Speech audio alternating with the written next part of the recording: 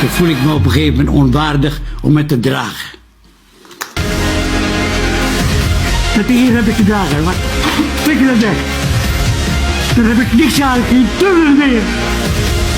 Yang kedua, yang paling memberatkan bagi Belanda jika mengakui kemerdekaan Indonesia.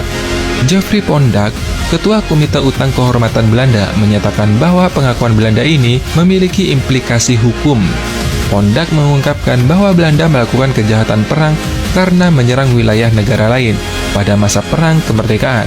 Oleh karena itu, istilah Hindia Belanda harus dihapuskan dari semua buku sejarah, dan uang sebesar 4, miliar gulden atau setara dengan 504 triliun saat ini yang dibayarkan oleh Indonesia kepada Belanda harus dikembalikan. Bahkan dengan bunganya bro, sebesar 24 miliar gulden atau sekitar 1913 triliun. Ini bukan saya loh yang mengatakan, tapi orang Belanda sendiri. Sebenarnya hal ini sudah disadari bro oleh Belanda. Sebelum tuntutan-tuntutan itu terjadi, pihak Belanda terlebih dahulu mengembalikan secara berangsur-angsur harta rampasan mereka dari Indonesia. Melansir dari Guardian, sekitar 100.000 benda bersejarah yang berada di museum-museum di Belanda itu merupakan hasil dari jarahan kolonial. Sebagai contoh, benda yang pernah dirampas oleh Belanda kemudian dikembalikan kepada Indonesia, yaitu sebuah keris bertatakan emas milik Pangeran Diponegoro yang telah dikembalikan pada Maret 2020 yang lalu.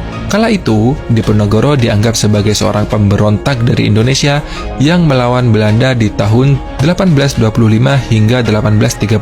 Benda itu dikembalikan ke Jakarta setelah 45 tahun Belanda berjanji akan mengembalikannya. Dan yang terbaru bro, pada 10 Juli 2023, berdasarkan keputusan Den Haag, diwajibkan untuk mengembalikan sekitar 478 objek artefak kepada Indonesia yang direkomendasikan oleh komisi yang ditunjuk oleh pemerintah Belanda pada tahun 2022. Di antara koleksi yang akan diserahkan kembali ke Indonesia adalah sebuah harta karun Lombok. Harta karun berupa batu permata, batu mulia, emas, dan perak. Merujuk pada catatan sejarah, ratusan kilogram emas, perak, dan permata itu dijarah oleh tentara kolonial Belanda dari Istana Cakranegara dan desa sekitar usai berakhirnya Perang Lombok pada tahun 1894. Selain dari Lombok, benda bersejarah yang akan dikembalikan antara 4 arca dari Singosari, 1 buah keris dari Klungkung, Bali, dan 134 benda seni modern dari Bali yang dikenal sebagai koleksi Pitamaha. Sebenarnya kekhawatiran akan tuntutan itu bukan hanya dilakukan oleh Belanda saja bro, tapi dilakukan oleh negara-negara Eropa lainnya.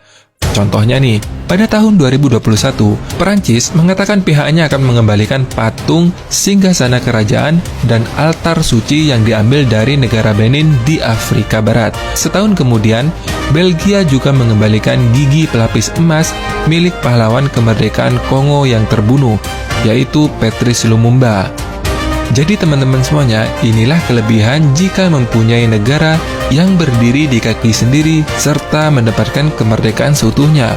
Cepat atau lambat, hak-hak kita yang diambil oleh negara-negara penjajah akan kembali ke pangkuan Ibu Pertiwi. Karena jikapun harta rampasan itu tidak dikembalikan oleh Belanda, bukan hal yang mustahil suatu saat nanti generasi-generasi kita Indonesia akan menuntut Belanda untuk mengembalikannya. Ini bukanlah omong kosong belaka, brother. Salah satu contohnya nih, bagaimana Cina berhasil menuntut Inggris mengembalikan harta rampasannya saat menjajah negaranya. Artefak milik Cina itu sebelumnya berada di museum di kota Liverpool. Bahkan, sebuah wilayah yang dikuasai selama 157 tahun sampai di era modern saat ini, bahkan di luar dugaan oleh siapapun, dan tak terlintas di benak siapapun, yaitu Hong Kong, harus lepas dari tangan Inggris. Yaitu karena memanglah bukan hak mereka bro. So, banggalah jadi bangsa Indonesia bro, karena kewibawaan ini dimiliki oleh bangsa yang mau meneteskan darahnya bagi tanah kelahirannya. Semoga informasi ini bermanfaat dan menambah patriotisme teman-teman semuanya. Terima kasih sudah menonton, sampai jumpa di video selanjutnya. Dadah!